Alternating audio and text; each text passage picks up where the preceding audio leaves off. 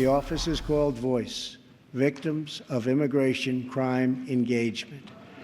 We are providing a voice to those who have been ignored by our media and silenced by special interests.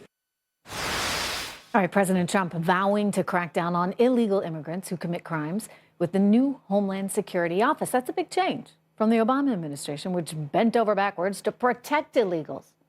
You remember that. Voice could not come soon enough, as evidenced by a rash of violence we have seen lately. Take a look at this. Let me tell you about it. On Long Island, 10 illegals from a notorious gang were indicted yesterday in the killing of 2 teenage girls and possibly others with baseball bats and machetes. What is worse, the leader of that gang is a 29-year-old from El Salvador who was deported from the United States of America way back in 2010. One of the victims' mothers told the New York Post, and I'm quoting here, "They're evil, they're coming over the border, they're coming back after they get kicked out. Things should change. It shouldn't take my daughter's death." She's right. Joining me right now, the author of GOP GPS, Evan Siegfried, and progressive radio host Chris Hahn. Chris, I'm going to start with you because the Democrats have looked at this whole issue and they somehow seem to think that it's prejudice to continue deporting people who have done things in this country they should not have done. Doesn't that need to change? Well, I don't think Democrats are in favor of keeping violent criminals in this country. Not one of them. In fact, it was a Democrat who led the efforts to arrest these people out in Suffolk Island, the county executive, Steve Malone, who's a Democrat.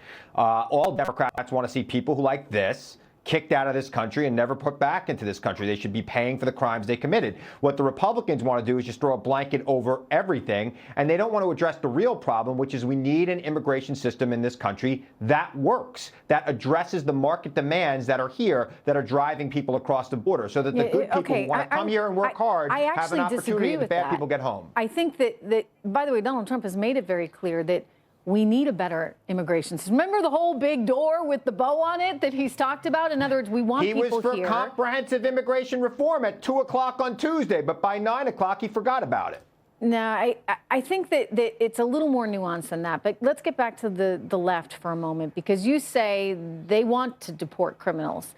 That's not what I'm hearing, though, from, say, Rahm Emanuel or Mayor Lee in San Francisco. I'm seeing mayors across this country that are standing in defiance of what the federal government wants, which is to deport the bad guys, and they want to offer up this sanctuary city where, you know, you effectively are protecting these people, Evan. Yeah, we've seen Bill de Blasio go out and try and actually delete the records of illegal immigrants that he has on file so that the feds can't get them. Again, President Trump and Republicans don't How is want that to helpful, deport right? If you're trying to actually clean up a city and prevent crime, and you go and delete all these records. Not only is it not helpful, it actually encourages more illegal immigration and bumping people to this front of the line. If you are a criminal illegal immigrant and you've been deported before and you just want to come back in, New York City has just hung up a sign because of Bill de Blasio that says, "Welcome, no matter your criminal history." Yeah, and Chicago has, and San Francisco has. Go ahead, Chris. That's just not the case. I think where we are is there's a disagreement about what is a criminal. You know, we believe people who are criminals who commit actual crimes in this country, felonies and the like, should be gone. They should be in jail, and then they should be sent home. But I think that what else but you, then what how you do you see get on back the in? other side. Okay, this is a guy who got back in.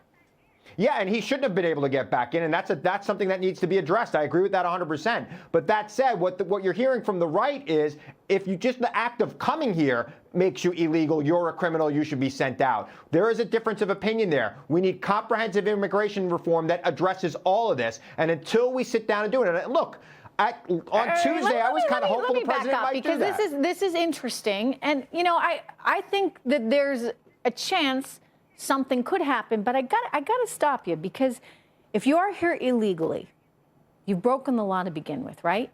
So what's the idea here? We then sanction them. We say it's okay. We don't care that you broke the law. Fine. I think we just should start paying taxes, but we're going to amnesty. make it that much harder for anybody else. In other words, you know, we're going to set some new rules going forward. How do you really think something like that, Chris, is going to work? Trish, it worked for Ronald Reagan. It'll work for Donald Trump. Okay, there's a way to do it legally. Congress has to get on board. The president should lead them. And we should find a way to address all the problems, including violent crime, which, yes, there are definitely examples of that need to be addressed. Don't you just set a precedent that you can't recover from? Aren't you then encouraging, Evan, other people to come here illegally because there's a shot at getting a path to legalization if you're already here? Yeah, because Democrats have gone out and basically been defending illegal immigrants.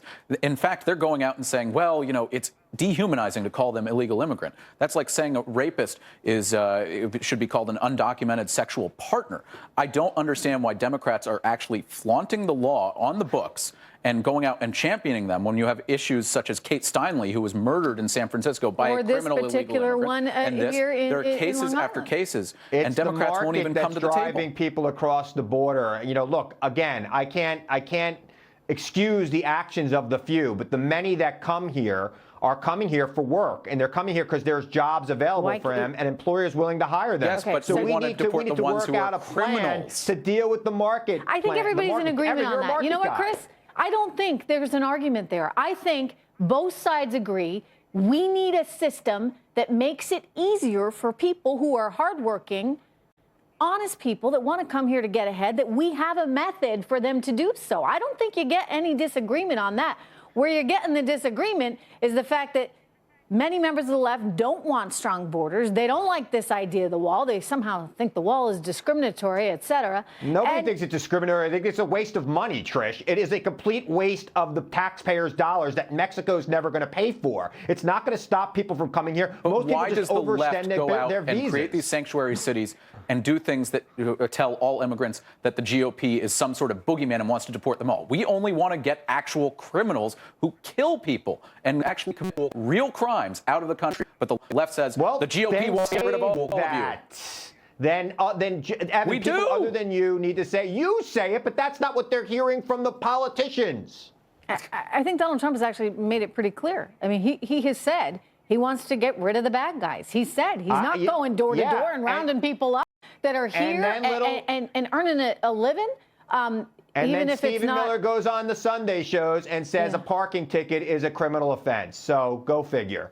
Where are they? Look, I mean, you're here illegally to begin with, right? I mean, that's kind of the problem. So if you're here illegally, you're going to have to watch it. That's the reality of it. Evan and Chris, I'm going to take a quick break. We'll see you guys again in a little bit. President Trump criticizing Senate Democrats for holding up the confirmation of his remaining cabinet nominees. Right now, 2 of Trump's cabinet picks are still unconfirmed. You get the nominee for Agriculture Secretary, Sonny Perdue, and Labor Secretary nominee, Alexander Acosta. They're both still waiting to clear the Senate. Trump tweeting out early this morning, quote, "It is so pathetic that the Dems have still not approved my full cabinet. So why are they so hell-bent on fighting the president at every turn?" You know, I keep saying this, but it's becoming very clear. I keep saying, shouldn't they be working with him to try and get some of the things they want through? I mean, he's got that infrastructure spending package. That ought to be appealing to them. Anyway, apparently they just don't want to. They're fighting him at every single turn. Evan Siegfried and Chris Hahn are back with me. And I guess, Evan, I would only say that it's unfortunate that everything just gets reduced to politics. You've got people like Maxine Waters, right, that just keep talking impeachment. The guy's only 4 weeks in office. I mean, there's a sentiment there among some members of the left that they're going to fight him at every single possible turn. I would just argue that politically, it doesn't get you anywhere.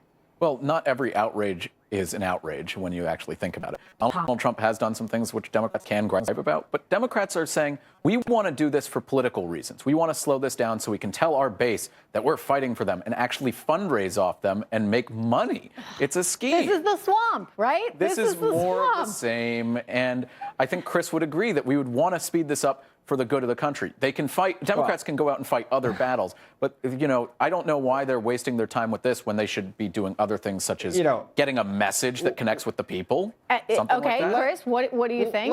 let's be clear. Alex Acosta was appointed 2 weeks ago. The other guy was slow in getting his ethics paperwork in, and the Republicans have held up his appointment. Other appointments at the deputy level, the president's team hasn't even sent to the Senate yet. So he's partially responsible for the delay in getting these people approved. Now, as for the infrastructure plan that you just referenced, when the president sends that infrastructure plan, I think that many in the Senate on both sides of the aisle will be very happy to see it. But he hasn't sent that plan yet to be dealt with, nor has he sent any other of these major initiatives he said he would be talking about, including the repeal of Obamacare replacement. I mean, think about, so you get two secretary positions that are still outstanding there that need to get solidified. And then you get Betsy DeVos. You see what they did with Betsy DeVos. Rex Tillerson, look, he wound up doing just fine.